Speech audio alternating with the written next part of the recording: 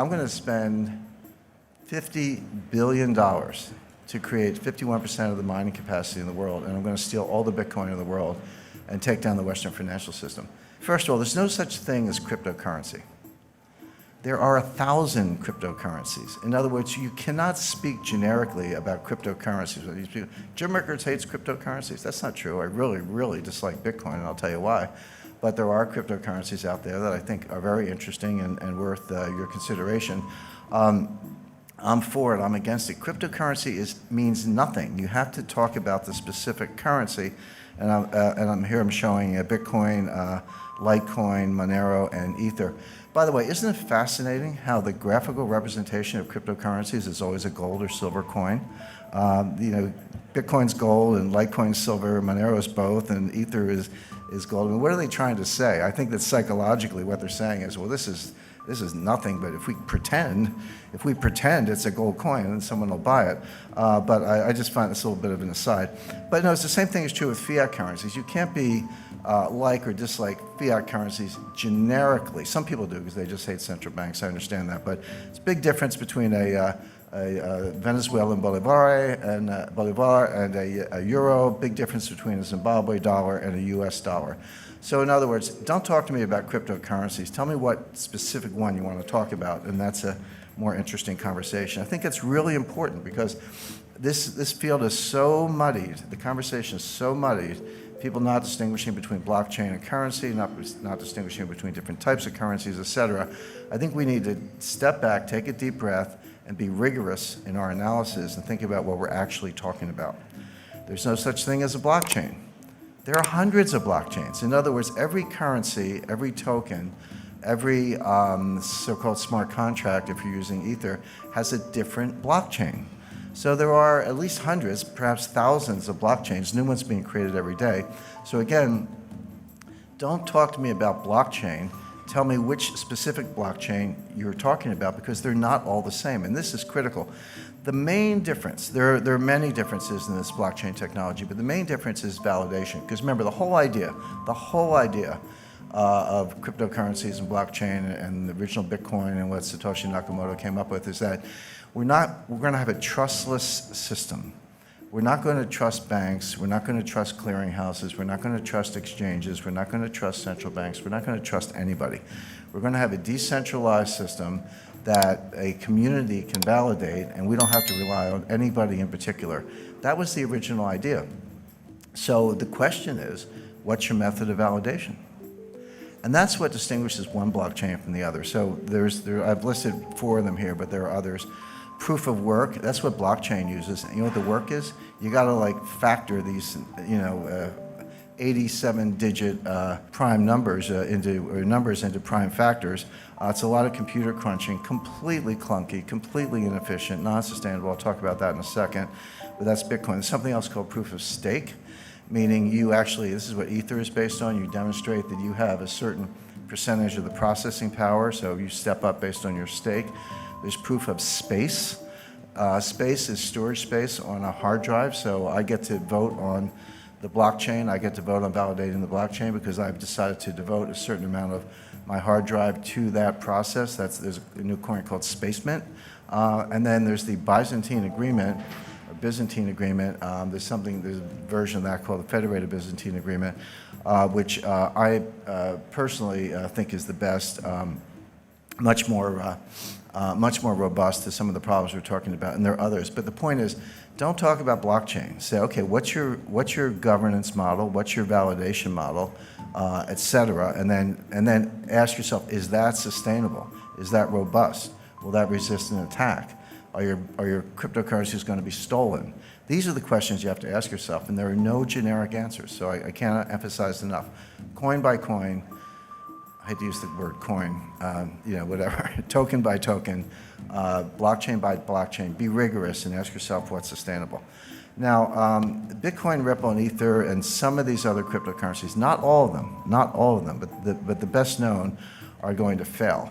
When I say fail, they're going to, Bitcoin might have a $200 value as a token for criminals. I think criminals and terrorists might find a use case at about $200 per Bitcoin, but they're basically not going to be anywhere near where they are today. Why do I say that? I don't want to make a claim without backing it up. The first point is they're non-scalable. Transaction times are slow, and then when you say that to Bitcoin people, they go, aha, the Lightning Network is right around the corner. Lightning's going to, we'll see. They said that about segregated witness. They said that about some of these other solutions. They don't seem to get community support. They keep forking the Bitcoin, meaning one day you wake up and there's 2 blockchains instead of 1, or whatever happened to that whole idea that we weren't going to have inflation and we weren't going to pull new cryptos out of thin air. But these solutions, you have to understand what the solution is. So what they're saying is nobody has a solution for the inherent slowness, clunkiness, non-scalability of the original Bitcoin blockchain. There's no solution for that. So when you hear about solutions, what are they? Well, what they're saying is take a bunch of transactions offline.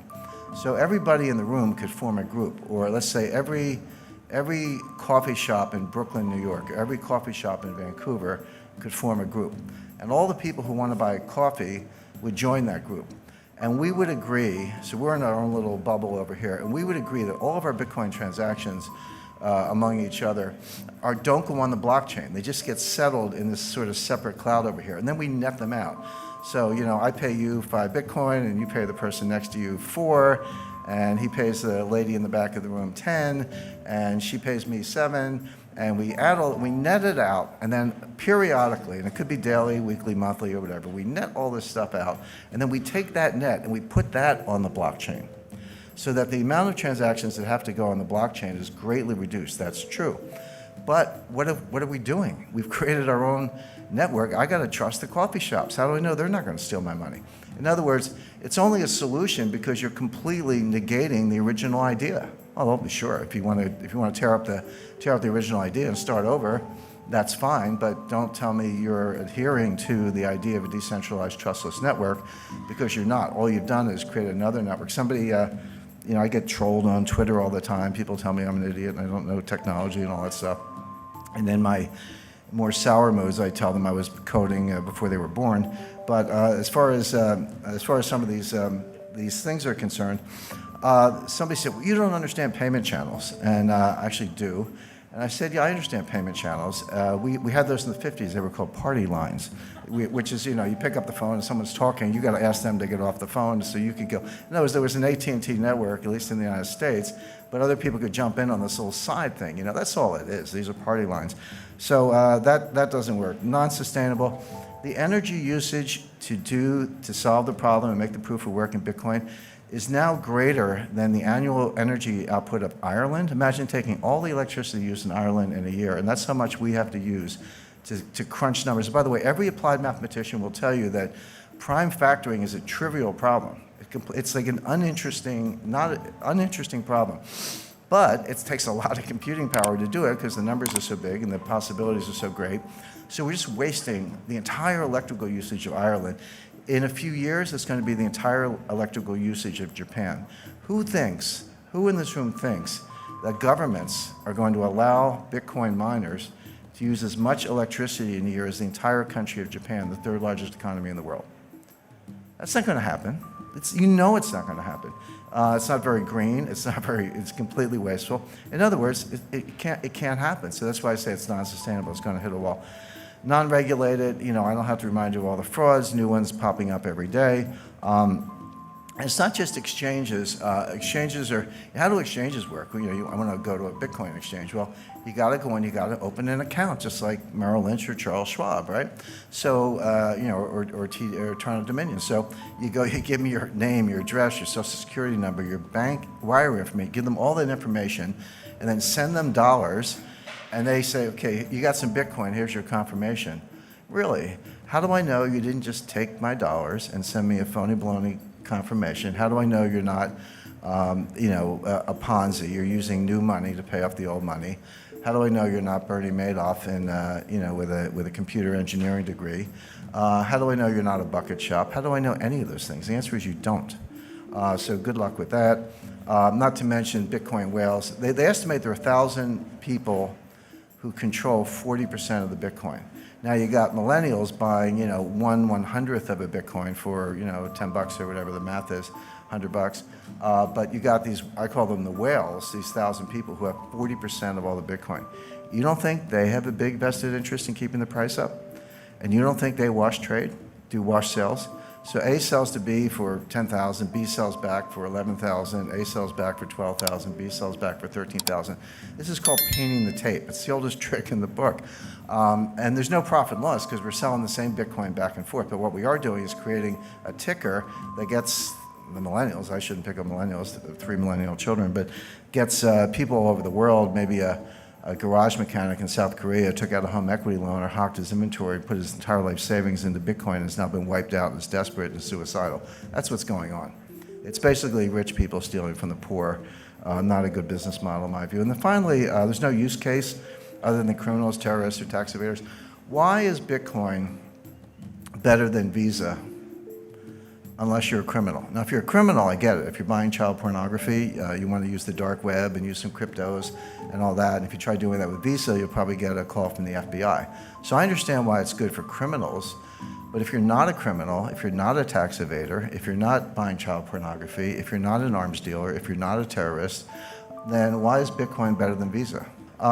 There's really no use case for it other than crime. And then it's not elastic. And this is important because there's a finite number of Bitcoins, 21 million Bitcoin. They're getting closer to that level every day. And everyone's like, this is a good thing because, you know, the problem with central banks is they print all this money and we're going to have inflation. By the way, we haven't had any inflation for the last 8 years. Separate issue. I'll come to that if we don't run out of time. But, you know, we hate central banks. They print too much money, blah, blah, blah. So we're going to cap the number of Bitcoin. But money supply has to be elastic. It can't be too elastic. The problem with central bank money is that it's too elastic. The reason, by the way, gold is such a good form of money is that it grows slowly. It grows at about the tempo of world growth. It grows at about the tempo of population growth. Not exactly, but close enough that it's the best form of money anyone's ever discovered. But the problem with Bitcoin, when you hit a hard stop, which they will, and the economy keeps growing, but you want to back it with Bitcoin, so here's your money supply and here's your economy, that's inherently deflationary, right? Because each Bitcoin's got to support more and more growth, meaning your Bitcoin is worth more in theory, but the problem is you never get there. Why? Because if you have a deflationary currency, there's no bond market.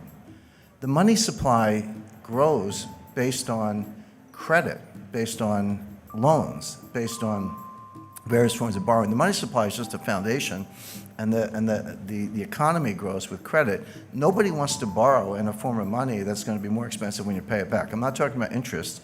That's always part of the equation. But I'm saying the money itself is worth more when you have to pay back the loan. No one's going to borrow on that loan, therefore no bond market, therefore no viable form of money. So these are all the reasons why this is going to hit the wall.